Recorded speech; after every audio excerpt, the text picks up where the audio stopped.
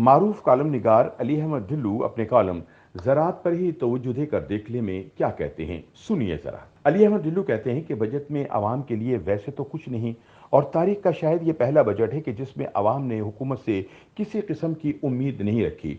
और शायद ये पहला बजट है कि जब वजीर ख़जाना को हेडफोन का इस्तेमाल नहीं करना पड़ा, क्योंकि पार्लियामेंट में अपोजिशन नाम की कोई पार्टी मौजूद नहीं है। और फिर आप हैरान होंगे कि अवाम की जानिब से भी नाम निहाद और नित नए टैक्सेस लगाने के हवाले से कोई ख़ास एहतजाज रिकॉर्ड नहीं हुआ। इससे बज़ाहिर ये लगता है कि शायद हमने IMF और मौजूदा हुकूमत को ज़हनी तौर पर कबूल कर लिया है, या शायद हम इनके आगे सरनगू हो चुके हैं।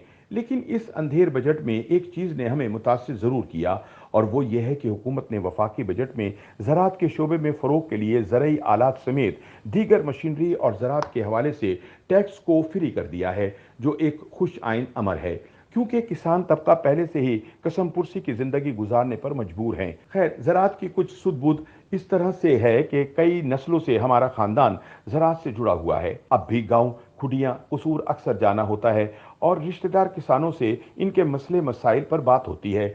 तो सोचता हूं कि अगर हुकूमत इस जानिब संजीदगी से तवज्जो दे तो हम अरबों डॉलर की ज़रई अजनास की एक्सपोर्ट के काबिल हो सकते हैं। लेकिन अफसोस के साथ फिल वक्त हम ज़रई अजनास इंपोर्ट कर रहे हैं। यानी आपको हैरत होगी कि पिछले साल पाकिस्तान ने 8 अरब डॉलर का ग़िज़ाई मवाद दरामद किया, और इसमें 1 अरब डॉलर से जायद की गंदुम भी थी। मेरे लिए ये खबर बिल्कुल अच्छी नहीं थी। देहात में अगर कोई शख्स जिस्मानी या माली तौर पर खासा कमज़ोर हो जाए तो कहते हैं कि फला शख्स के दाने ख़त्म हो गए हैं।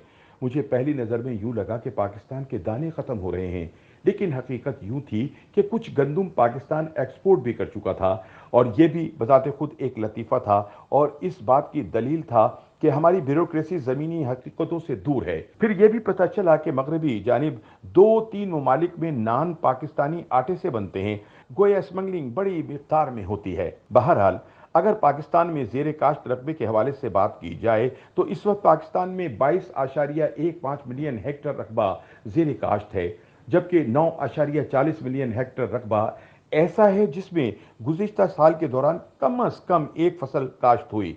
हैरान कुन बात यह है कि 8.29 मिलियन हेक्टर रकबा ऐसा है जो काबिल काश्त तो है, लेकिन इस पर काश्तकारी नहीं हो रही। ये रकबा इस वक्त के कुल ज़ेर काश्त रकबे का तकरीबन 30% से जायद बनता है। अगर हम इस 8.29 मिलियन हेक्टर काबिल काश्त रकबे की सिर्फ 25 से 30% हिस्से पर काश्त कर लें तो मुल्क में यकीनन ज़रई इनकलाब आ सकता है। लेकिन ऐसा करे कौन और क्यों करे? आप अंदाजा लगाएं कि गुज़िश्ता 20 सालों में हमारी ज़ेर काश्त रकबे और काबिल काश्त बेकार पड़े रकबे में किसी किस्म की कोई तब्दीली नहीं हुई।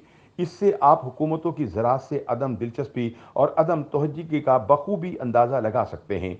और फिर पाकिस्तान में अंग्रेज़ का कायम करदा आबपाशी का बेहतरीन निज़ाम मौजूद है, हमारी गफलत से वो कम असर हो रहा है। इसके अलावा भी बेशुमार चैलेंजेस हैं जिनसे पैदावार मुतासिर हो रही है। मसलन यहाँ पहला मसला पानी की अदम दस्तयाबी है। 1950 में हर पाकिस्तानी को 5000 मकाब फीट सालाना पानी दस्तयाब था, जो अब 1000 मकाब फीट रह गया है। इसकी बड़ी वजह आबादी में बेतहाशा इजाफा है। हमारे यहाँ 55 से 60% लोगों की रोटी रोजी ज़राअत से मुंसलिक है। टेक्सटाइल इंडस्ट्री की रौनकें भी ज़रई शोबे से जुड़ी हुई हैं।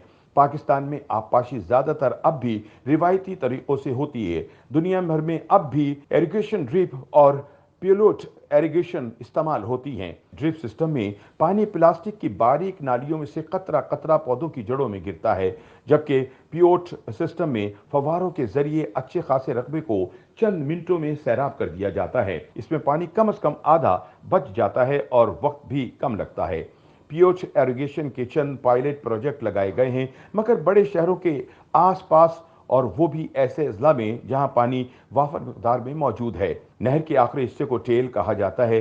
टेल वाले हिस्से में पानी का बहाव कमजोर भी हो सकता है और मिकदार में भी कमी हो सकती है। पानी में चोरी की वबा भी मौजूद है। नहर से ज़रई ज़मीन को पानी ले जाने के लिए पक्के मोहगे बनाए जाते हैं, जो कि महकमे आबपाशी की पैमाइश के मुताबिक होते हैं। पानी चोर इन मोहगों को महकमे के एहलकारों से मिली भगत करके या खुद ही बड़ा कर लेते हैं। अगर हुकूमत जुर्माना करे तो अदालतों से स्टे ले आते हैं। ऐसी सूरत में टेल वालों को पानी और भी कम मिलता है। हमारी ज़राअत का दूसरा चैलेंज खाद की बर वक्त अदम दस्तयाबी है। इस मर्तबा गंदम की बुआई के वक्त डेप गायब थी। चलें, ये खाद तो 40% ही मुल्क में बनती है। हमारे मुल्क में बनने वाली यूरिया भी मार्केट में शॉर्ट है और महंगे दामों मिल रही है। ये दोनों खादें गंदम की फसल के लिए लाजमी हैं। सुना है हमारी यूरिया सेंट्रल एशिया तक स्मगलिंग होती है, मसनूई किल्लत पैदा करके ऊंची कीमत पर बेची जाती है, मगर किसान को रसीद कंट्रोल प्राइस वाली दी जाती है। छोटे रकबे वाला गरीब किसान महंगी खाद अफोर्ड ही नहीं कर सकता और हमारे अक्सर किसान छोटे होल्डिंग वाले हैं। ज़रूरी रिसर्च के फवाइद और मॉडर्न मशीनरी प्रोग्रेसिव फार्म को भी नहीं मिल पाते। गंदम और गन्ने की काश्त के नए तरीके निकल आए हैं। गंदम के लिए 3.5 फुट चौड़े और बहुत लंबे बेड बनाए जाते हैं। इनके ऊपर गंदम बोई जाती है। दोनों जानिब पानी के लिए नालियां बनाई जाती हैं।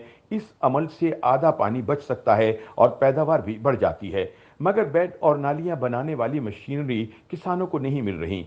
फिर हमारी ज़राअत का तीसरा बड़ा मसला हुकूमत की छोटे किसान से बेइतनाई है। ये वो किसान हैं जो 1-2 एकड़ का मालिक होता है। उसमें ना ट्रैक्टर खरीदने की सख्त होती है, ना ट्यूबवेल लगाने की। वैसे भी किसानों के लिए बिजली ₹5.5 फी यूनिट से बढ़ाकर ₹7.5 फी यूनिट कर दी गई है। छोटा किसान बुरी तरह पिस गया है। सुना है कि इंडिया के सूबे राजस्थान में किसानों को बिजली मुफ्त मिलती है। हमारे जिला टोबा टेक सिंह में एक गैर सरकारी तंजीम बहुत अच्छा काम कर रही है। इसका शिआर है 1 एकड़ एक फैमिली। ये छोटे किसानों को खुद किफालत सिखाते हैं। 1 एकड़ वाला फार्मर अगर फसल काश्त नहीं कर सकता तो पोल्ट्री फार्म तो बना सकता है। फिश फार्मिंग के लिए तालाब भी तो बना सकता है। किन्नू, माल्टे और लीमू के पौधों की नर्सरी बना सकता है।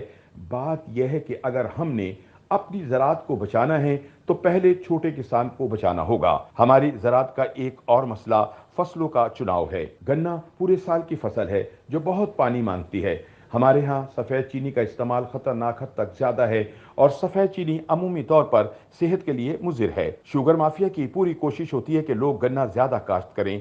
कमाद और गंदम की बुआई का मौसम आस पास है। हमारी नेशनल फूड सिक्योरिटी के लिए गंदम यकीनन ज़्यादा अहम है। चीनी के बगैर चाय पी जा सकती है, मिठाई खाए बगैर भी गुजारा हो सकता है, लेकिन रोटी नान के बगैर जिंदगी दुश्वार है। जुनूबी पंजाब में कमाद ने न सिर्फ गंदम और कपास का रकबा कम किया, बल्कि ये दोनों फसलें गन्ने के खेतों से पैदा होने वाली रतूबत से भी मुतासिर होती हैं। ये रतूबत फसल दुश्मन कीड़ों को जन्म देती है और फिर इन मसाइल से बढ़कर ज़राअत का सबसे अहम शोबा लाइव स्टॉक भी हुकूमत की नाकिस पॉलिसियों का शिकार हो चुका है। हालांकि पाकिस्तान लाइव स्टॉक की दौलत से मालामाल है।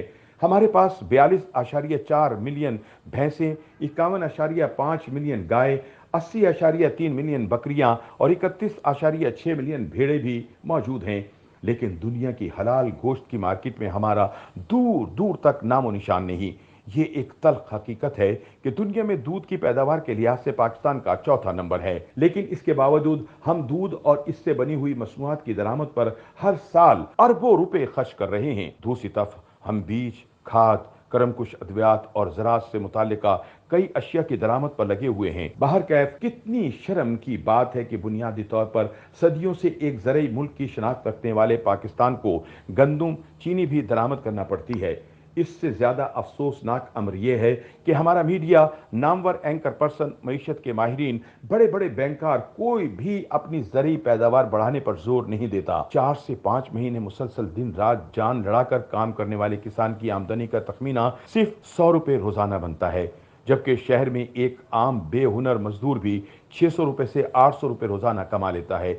ये फर्क किसान को भी जमीन छोड़कर शहर जाने पर मजबूर करता है। कहीं से ऐसी आवाजें नहीं आती कि हम फी एकड़ बेहतर पैदावार के जरिए पाकिस्तान को खुशहाल कर सकते हैं, गुर्बत के खात्मे में आगे बढ़ सकते हैं।